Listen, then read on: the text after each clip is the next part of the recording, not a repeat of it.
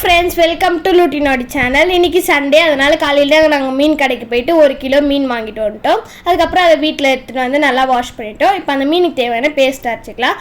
அதுக்கு கொஞ்சம் பூண்டு, ஜீரகம், மிளகு, இஞ்சி பூண்டு பேஸ்ட், பாதி லெமன் புழிஞ்சிக்கிட்டோம். அப்புறம் கொஞ்சம் மிளகாத்தூள், கொஞ்சம் மஞ்சள் போட்டுக்கிட்டோம். அப்புறம் தேவையான அளவு உப்பு போட்டுக்கிட்டோம். அப்புறம் ஃபிஷ் ஃப்ரை மசாலா ஆட் பண்ணிட்டோம். இப்போ அதெல்லாம் அரைச்சோன்னே இந்த மாதிரி பேஸ்ட் மாதிரி வந்துட்டோன்னே நம்ம கழுவி வச்சுருக்க மீனில் மசாலா போட்டுக்கலாம். மசாலா போட்டு ஊற வச்சுக்கலாம்.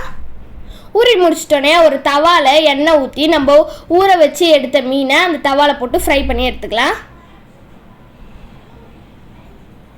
அப்பப்போ பெரட்டி பெரட்டி பெரட்டி பெரட்டி போட்டுக்கோங்க.